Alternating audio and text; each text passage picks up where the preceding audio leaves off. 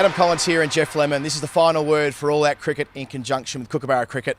We're here at the Gabba ground after one of the most memorable test matches we've seen. It was just a spectacular day yesterday. You could call it heroic, you could call it inspiring, you could call it a lot of adjectives. We're up here on the Pakistan players' balcony actually. This is where Mickey Arthur, the coach, was sitting behind us, anxiously gnawing on his fingernails, ticking down run after run. They started needing 490, a ludicrous number, and they ended up falling just 40 short. What a glorious defeat.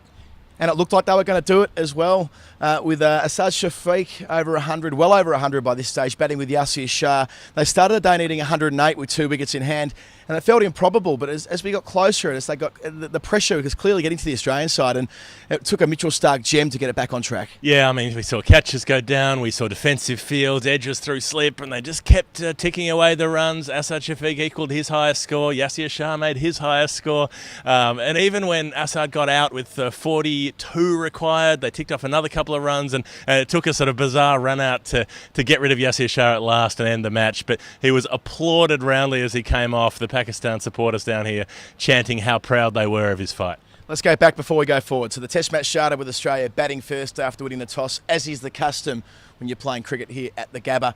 And they did very well. They made a total of 429 after they had a very sound day one, especially with Steve Smith and Peter Handscomb. Yeah, that's right. Steve Smith, a bit of a chancy innings. Pakistan really got him out 4 times, and it was only the last one that finally stuck. But Pete Handscomb was just supreme. He was so calm, so steady, just saw things through that innings, made his debut test century, and his mum was on air with the ABC when he got out.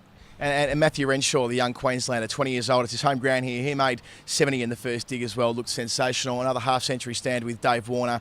Looks just the sort of player who'll be very effective in an Ashes series come 12 months' time.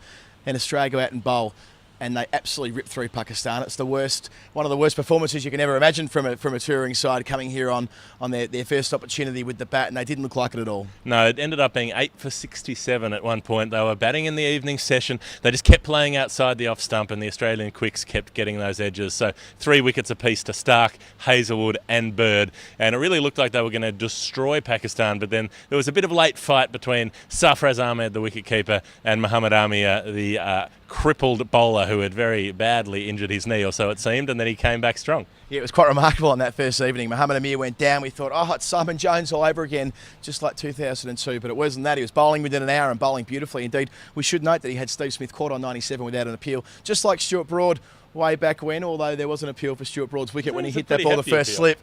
And Stuart Broad went along liking these tweets on Twitter after the fact, acknowledging that he's got a pretty good sense of humour, the England opening bowler. Anyway, jumping forward, so the second innings of the game was where Australia ran rampant, particularly Josh Hazlewood. 3 fast bowlers took 3 each, but Hazlewood's another class at the moment, isn't he? Yeah, I mean, look, the fact that he went wicketless in the last innings will be one of the great mysteries of cricket from now on. He absolutely was working over Yunus Khan in that second innings as well. But yeah, in the first innings, he just kept hitting that spot, just back of a length, nipping the ball away, and it's no surprise that he was among the wickets. Then the Aussies came out, setting a declaration, went slap happy, didn't want to enforce the follow on, and bashed another couple of 100 runs. Yeah, it was in the hot conditions which provided an incentive to bat again rather than popping in the Pakistanis. They could have easily done so given the lead they had on the first innings. But Steve Smith and Usman Khawaja made half centuries, as you do when you're batting towards a declaration. Dave Warner and Renshaw were out early. Nick Maddinson, who got nicked off early, nicked off for 1, I should say, in the first innings, did the team thing and had a slap at the bottom, but with 5 runs in 3 test innings, he won't get many more opportunities, will he, Geoff? Well, he's in the squad for Boxing Day, so he'll get at least another 2, you would think, provided they bat twice. It'd just be his luck to make a blob, and then they win by an innings down there in Melbourne. But look, he's got another couple of chances, and I think the selectors are keen to leave him in for a while. The end of that innings left Pakistan, as Geoff said at the start, 490 to make. And Australia picked up a couple of wickets on the third night. They wanted to knock them over and have 2 days off real quick. In fact, instead of getting 2 days off, they got no days off because they batted all of day 4 in a riveting display. There was rain, there was hail, there were thunderstorms around Brisbane. We had several rain delays, but either side of that at the start, it was Azhar Ali with 71 and Yunus Khan with a very unorthodox 65 that got them going. Yeah, that's right. Yunus didn't look good at first, particularly the previous evening when Hazlewood was working him, as I said, But he found a way on that fourth day, and I think that's so important for Pakistan going forward. The fact that he was able to scrap it out, spend a few hours at the crease, and put a bit of a dent in that total. And then from there, I mean, when he was gone and when Misbah was gone for not many, you thought that really that should be it. But Asad Shafiq kept fighting. Sarfraz Ahmed gave it a go again, and then it was a big 94-run partnership between Amir and Asad Shafiq in that last elongated session, a ridiculously long 42-over final session for the day. Yeah, it was all under lights as well. The scheduled close of play here at Brisbane's 8 p.m, and as we spoke about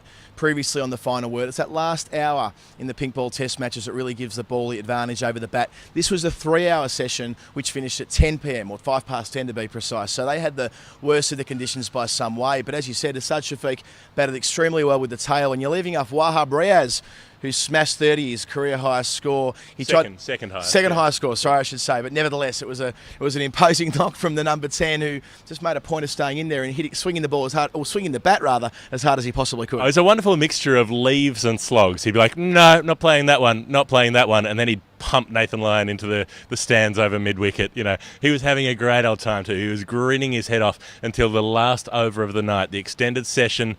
It had been Pakistan's session. They'd put on 183 runs in it, and then just that last over of the day, a couple of balls to go, and Jackson Bird nicked off Wahab Riaz as he just tried to nurdle his way through the last over without loss. Yeah, Shafiq had already brought up the 100 with the first ball of the last over, a slash through cover for 3. As they came back for the third, I think we thought, that's fantastic that he's made the 100. And on this balcony, they celebrated like they'd won the match at that stage. Jeff's got a video on Twitter which reflects that.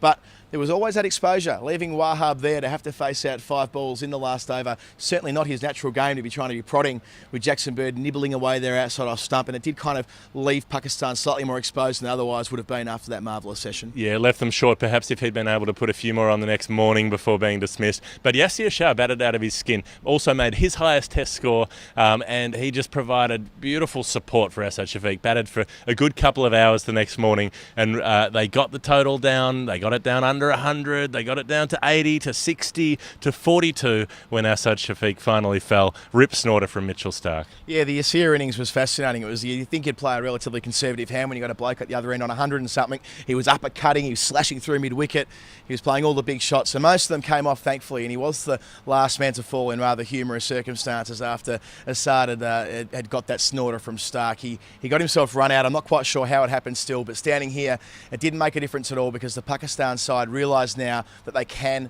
beat Australia, and for a touring side, belief can be sometimes the most crucial thing there is. As for Australia, they experienced relief, because this could have been an absolute debacle. They went within half an hour or so of Steve Smith's worst possible result, a captain's worst nightmare, in conceding 490 to lose a game. But thankfully, they go up 1-0 as far as Australia's concerned, but they know there's some vulnerabilities there. Yeah, they're very grateful to get through, but they know that their bowling was a bit stretched in that second innings, and Pakistan know that, you know, a bunch of their batsmen have taken confidence out of this, as Yunus and Asad Shafiq have all, you know, well, particularly the last two came into this series on a pretty bad run of form, and now they'll have some belief that they can prosper on the easier decks of Melbourne and Sydney.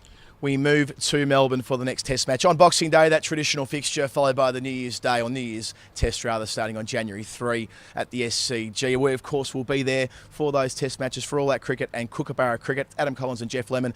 This has been the final word from a fascinating test match at the Gabba. I'm Bo Webster and I'm using the Storm bat this season. I like the Storm bat because it picks up really well for square of the wicket shots. I like pulling the ball and cutting the ball, and the Storm bat's perfect for that. I like to use about 2.8 to 2.9, nice and light.